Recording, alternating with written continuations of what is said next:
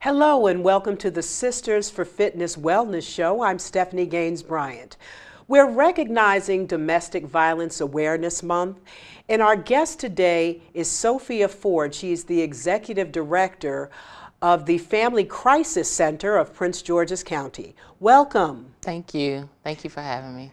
And I'm glad you're here today. I wanted to, as I mentioned earlier, recognize the fact that this is Domestic Violence Awareness Month.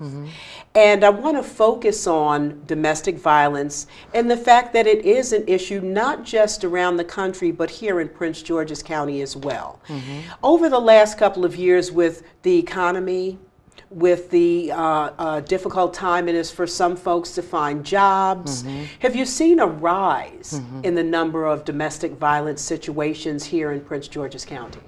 We not have seen a rise, but it's definitely consistent. It's a consistent issue in the county. Over the past several years, Prince George's County has ranked within the top 3 to 5 localities within the state in terms of being leaders with domestic violence calls that come into law enforcement or just cases that come through the courts. So it certainly is an issue that is prevalent within the county, unfortunately, and ongoing. What kind of services does the Family Crisis Center of Prince George's County offer? So at our location, we offer 2 primary types of services. One is a safe house for persons who are fleeing domestic violence, and that's regardless of gender. Over the past several years, or probably within the last year, we definitely have seen an increase in male survivors coming through the doors of our facility seeking shelter from domestic abuse. And so at the Safe House, we offer about 3 months of stay where people can get therapeutic support, they can get case management support to help transition them out of our facility and live a life free of abuse. We also offer abuser intervention programs at our community-based location in Brentwood, where we do a 26-week program with persons who have been primarily mandated through the court system as perpetrators of violence, so they can come and learn nonviolent solutions to manage their conflicts. How do people find out about your organization? If they're in a situation, how do they find out how this is the place to call? Sure. So we are one of the resources that is provided through the 211 number. That is the county's information line for domestic violence as well as other services within the county.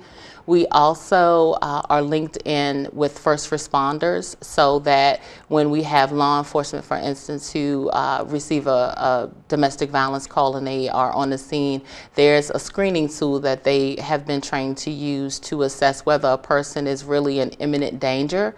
And so at that point, they would reach out to us as a community partner to provide safe haven for that person or help link them with other resources if that's not something that they want to take advantage of. And then we also try to do things like this, community outreach and different reach people, because domestic violence knows no age, no gender. It's something that crosses so many different boundaries. So any opportunity we have to share with people about the services that we provide, we take advantage of it. I'm sure that, you know, on a weekly basis, you see a little bit of everyone. There's no list, or there's no specific criteria. Anyone can be a victim or a survivor of an abusive situation. But what are you seeing in the county most? Are you seeing single parents, or who are you seeing? Who's coming to you? Sure. So taking the safe house, the shelter side, yes, our typical resident is going to be an African American woman, age 25, average age, you know, in that 25 to 39 age range. Coming in with at least 1 child is our typical resident, and lower socioeconomic status is usually something that we see as well. And so when you're talking about people enduring abuse and some of the contributing factors to stay, that comes in line with that. So we're seeing clients who may have limited resources and may find themselves feeling like they're isolated and without options, and so they may choose to stay in a situation a little longer than they may have to, not knowing that there's a resource like Family Crisis Center available to them. We're also seeing a rise in English-speaking persons, so our Latino community is also reaching out to us for safe haven as well. And so those are usually single moms that are coming into the facility seeking safe haven and also seeking some legal assistance with getting their documentation secure and also securing custody of kids and things like that. How are they guaranteed that they're safe, that the abuser won't find out where they are? How do you guarantee that? Well, the first thing we do is limit access to the facility. So we are fortunate to have a community that really supports our work through volunteer efforts and donations and things like that. We really make a significant effort to channel those things through our administrative offices so that we're not disclosing the address of the facility unless we absolutely need to. The other thing that we do is have all of our staff and our residents to adhere to a strict policy of confidentiality, so that if even for residents, unfortunately, we've had to discharge or transfer folks that have actually disclosed that address, because when that happens, it's an immediate risk to us and we go into shutdown mode until we can make sure that that risk has been alleviated. So we really make that clear to anyone that interacts with us, is that that is the utmost importance when you're dealing with our community at Family Crisis Center. Now, you said how long again are families allowed to stay? 97 days, and that number is composed of an initial 7-day period where you are relieved from that immediate danger. So you are able to come into the shelter and stay for a 7-day period, meet with the case manager, have your case assessed to make sure we're the best fit for you. We get cases where people come in and they say, well, I just needed to get out of there last night, but I can get to my sister's house in Atlanta, or I can get to my brother in California. Then our case manager will actually help them get to that point. If that's not the case, then at the end of that 7-day period, we're looking to see, okay, we can prolong your stay here up to 90 days, and these are the things that we will work on. Or some people honestly come in and say, well, this is maybe not the best environment for me. I'd like to transition out and find my own options, and that happens sometimes too. What does that 90-day period look like? What happens during that time period? How do you prepare them for the world that they're going to face after that 97 days? Sure. So what that 90-day period looks like is really a period of restoration. And re-education, if you will. Restoration in the sense that it's extremely traumatic, as I'm sure you can imagine, for a person to be assaulted by a loved one, a person that they considered a partner, a husband, a lover, a boyfriend, what have you, and now they find themselves in a situation of being abused and being in this foreign place. So first and foremost, we want to make sure that emotionally and mentally we're helping you to kind of stabilize from that situation. So we have a therapeutic partner that we work with that does groups, do survivor groups, parenting groups, life skills groups, to try to help restore and replenish some of those things that might have been damaged or lost within that abusive relationship. And then beyond that, the re-education piece is really looking at what a healthy relationship should look like once you leave these doors. Some of the things that you might have missed in the relationship that you are coming from that you may need to look for in your next partner. And then also trying to address maybe some of the needs that you may have internally that kind of you find yourself attracted to people who have certain types of dispositions or certain types of behaviors. And so we're really trying to help people learn how to do things differently to keep themselves safe. What has been the success rate of the people coming through your doors? So you gauge. I guess, how do you measure success? Yeah, I was about to say you can gauge that in a couple different ways. On the abuser side, keeping in mind that abuser intervention program I mentioned earlier, we look at recidivism. So if we're seeing a person who comes through our doors, they go through that 26 weeks and we do follow up and they have not reoffended, we would consider that a success story. And that's something tangible we can relate to numbers and percentages. But then also when you talk to our counselors, you get those intangible stories where maybe a person comes in initially in group and they're not engaging and they can't see any fault of their own as far as how they contributed to the situation or why it was not okay to hit or different things like that. Maybe by the 12th or 13th group, that person is coming around and saying something totally different. We would consider that a success story, a person who can take some accountability and say, well, maybe I can do something different. And it's not so much about my partner as much as it is about me. On this shelter side, we're looking at success because keeping in mind we do that emergency period and we don't do follow-up. But we don't want to, it's one of those situations where we don't want to see you come back. We don't want, and we have had cases like that where people may leave us and feel prepared to go out and live a life free of abuse and find themselves in another abusive relationship, and they are back now in our care.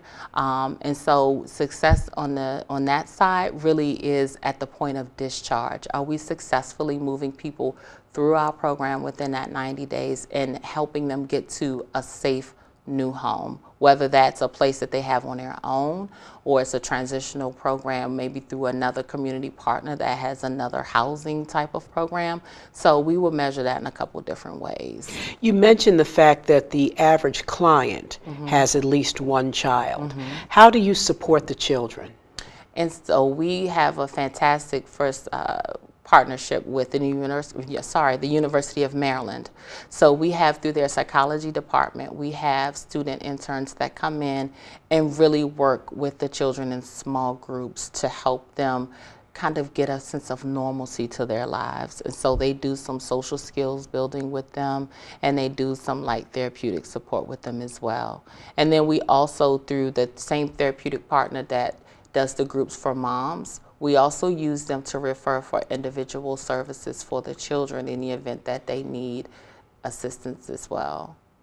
Are you seeing more same-sex families coming through? Not in the shelter, but we are seeing that on the community-based side at our administrative offices, where in addition to the abuser support program, we do victim support services where you don't have to live in a shelter, but you can stay in your own private residence and still come for victims counseling. And so in that program, we are definitely seeing more same-sex persons coming, or people in relationships coming through to get counseling services. You've mentioned a couple of times the 26-week program you have for the people who are considered abusers. Can you tell us a little bit more about the program? And my first question is this mandated? I couldn't see someone coming in and volunteering to be a part of that program. Absolutely. Almost all of our clients that come through that program are mandated by the court system. And so these are persons who would have presented before a judge and been found guilty of assault of some sort. And so as a part of their sentencing, they're coming now to our program. That 26-week program is the only fee-for-service program that we have, meaning that any other program that we have that's for survivors is totally free. It's at no cost to that person, whether it's a shelter or it's outpatient support services. That 26-week program, a lot of that is about accountability. And so part of that being mandated is that you will come to the groups, you will learn education in terms of nonviolent conflict resolution. You'll be counseled on different techniques and behaviors that you can definitely use when you leave there immediately to reevaluate how you manage conflict. But then in terms of the fee, it's about being accountable for your behavior, and it's an investment really in your development. And so that's based on the sliding fee scale according to people's income. So 26 weeks, that would be about 5 or 6 months that they would have to participate in this program. Yes. What do you think, in having done this type of work for several years. What do you think is the main issue? And of course, we could do 4 or 5 shows Right. on the social issues that affect this whole thing. Sure. But what do you think the bottom line is, that the main issue is on the side of, and we're just saying the men, who are more likely to be the abusers, and what's the issue on the side of the survivors?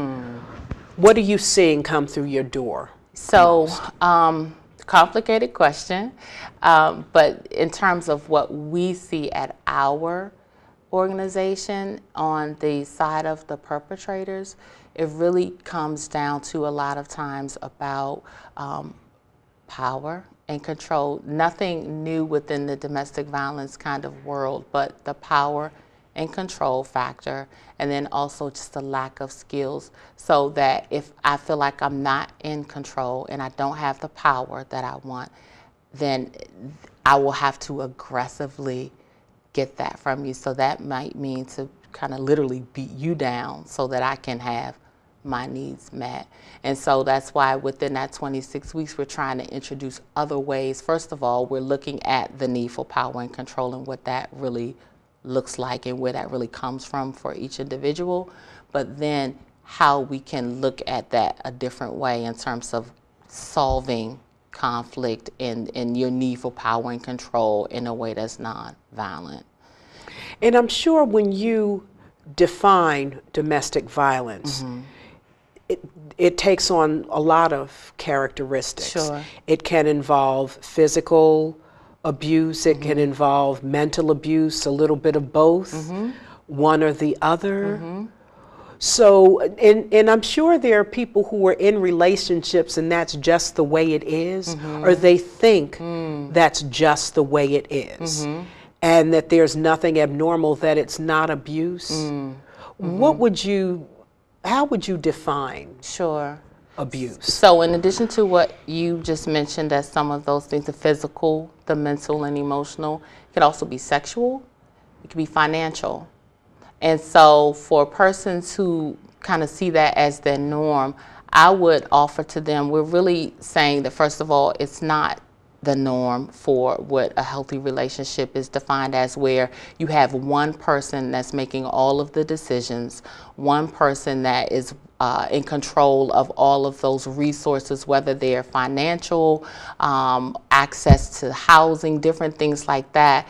There should not be one person in a relationship that is in control of that in a way that you're restricted and so that you are contained in this box and kind of isolated. So when we're talking about abuse, we're really looking for patterns of behavior that speak to those types of things. A person who is constantly concerned to and a very aggressive level about your travels, who you're speaking with, when you go to work, what you wear, what you say to your coworkers, and why are your coworkers talking to you, and why are you talking about that? But he just does that because he loves me. Exactly. And so that's when we're talking about the education, where we're really trying to help people understand what a healthy relationship looks and feels like. If you're in a position where you cannot open and honestly speak, you cannot openly and honestly share your opinions and your feelings for fear of being beaten, for fear of not having access to money, food, shelter, for fear of your pet being abused, for fear of your children being abused, for fear of your partner saying he's going to kill, or he or she is going to kill themselves because you will not do so-and-so, or for fear of your partner having their friends over and saying, if you really love me, you would let so-and-so join us in the bedroom. If you are in a relationship and you are fearful that those things are happening, or you're fearful that they will happen if you don't do something, then you're in an abusive relationship, and you need to start to plan your exit and really look at how you can be safe. Plan your exit, those 3 words sound so simple. Yeah. How do you plan your exit? It can be really complicated, especially if you have children involved. And so what we do at our agency is really on a case-by-case basis. We've had situations where we've had to help people plan to escape straight from work or from a child's performance at school. It really is. It really is a complicated strategy that sometimes that you have to undergo with someone. But I would say, as a baseline, you want to try, if a person is in a situation and they're thinking about exiting, you have to know first and foremost that's the most dangerous time for you. A person is most at risk for fatality when they are trying to leave. So you want to be discreet about that.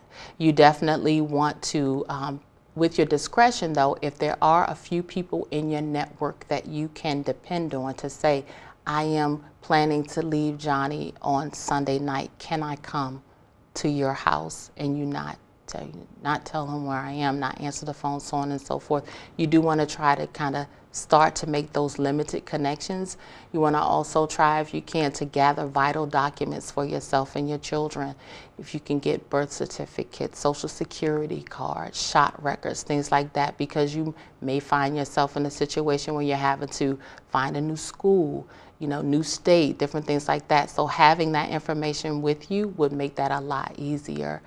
If you're working or have access to any funds, if there's any way you can pinch off even a couple of dollars just to try to put to the side and save, so that if you're leaving and, for instance, you don't drive, maybe you need bus fare or cab fare, you have those things in cash. You want to try to alleviate that digital footprint.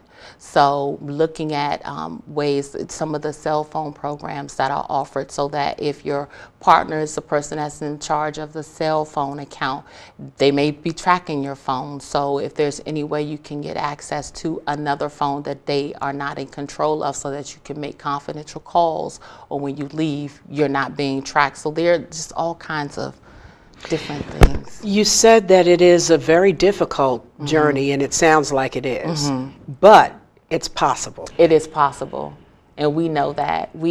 For every case we've had, is challenging, but we've seen the success stories, thankfully. Well, tell us some of the success stories. So we've seen, and actually male and female survivors come through our doors, where they have come in and they have been physically and emotionally broken, unable to maintain contact, unable, eye contact, unable to really speak on a consistent basis, just because they feel so defeated and they're so used to not being able to do those things. To maybe a 2 weeks, a month in, now we can't, you're smiling, you're looking, so we start to see those signs of healing, and we try to walk them through a process. So again, like, we try to let you internalize that you're safe now, and you can kind of start to heal from that trauma, and now let's plan for next steps. So we've seen success stories. A mom comes in with 4 children, totally feeling like, I don't know what I'm going to do, I won't be able to make it. Leave, get a voucher maybe through housing assistance program, find a job, and be able to get her own place and manage her own affairs. And we've had a few clients call back and say, I'm okay, I'm in my new place, I love it, we feel great, the kids are happy, things are going well. And these are some of the long-term successes? Yes, these are people who have stayed for up to that 97 days and even beyond, because there are cases where at that 3-month mark, they're just not ready to transition out. And so we really take that on a case-by-case basis, and we will extend that, but we always have to be very prudent in doing that, because if we are not careful, we'll find ourselves being in a position where we won't have beds available for people who need them immediately. So we really try, that's why community partners are so important, so that if we are able to transition them to another program or something like that, to open up the space for us, being the only domestic violence shelter in the county, it makes a difference for us. Speaking of hope, you all are doing a lot of community outreach programs this month, because it is Domestic Violence Awareness Month. What type of things are you doing to kind of go into the community and make them aware that your program is here? Absolutely. So we're doing quite a few speaking engagements where we're talking to different populations, everywhere from churches to NASA, and schools and different venues, so we can kind of expand our reach into the community, and we're staffing quite a few outreach fairs and different things like that. So if we're not able to actually speak to people, we can at least put something in their hand. They may be able to read at their leisure to learn more about healthy relationships and Family Crisis Center. Especially getting out there to the young folks is important, because I think if you start young and dealing with people when it comes to healthy relationships, Absolutely. They make much better adults. I agree with you. I agree with you. And so we are actively actually seeking partnerships. We've forged quite a few partnerships with some groups that focus specifically on youth and particularly around athletics, but we welcome the opportunity to, as you said, kind of break the cycle before it even begins, if you will, because a lot of times violence, it is a learned behavior. Indeed it is. Indeed it is. We were talking before the cameras were turned on about raising girls. Yes. And how important it is to get the word out about self-esteem. Absolutely. And that is truly, my daughter is 15, and I try to tell her every day how beautiful she is. Absolutely. And try to promote a healthy relationship between my husband and I, so she can see. Because you do as you see. Absolutely. And if she sees healthy relationships, then she's going to be more prone to enter a relationship that's healthy. You're absolutely right. So really teaching our kids the values from the inside out makes a huge difference when they start to see things and even feel things that are not like what they see at home. Mom doesn't allow dad to yell at her, hit her, curse her, things like that. So I'm not open to that type of exchange. So you're right, it makes a tremendous difference from the earlier ages when you can intervene there and help shape what should be in their lives. Indeed, indeed. Thank you so much for coming out and joining us on the Sisters for Fitness Wellness Show. We've been talking to Sophie Ford. She's the Executive Director of the Family Crisis Center of Prince George's County. You've been watching the Sisters for Fitness Wellness Show. I'm Stephanie Gaines Bryant. Have a great day.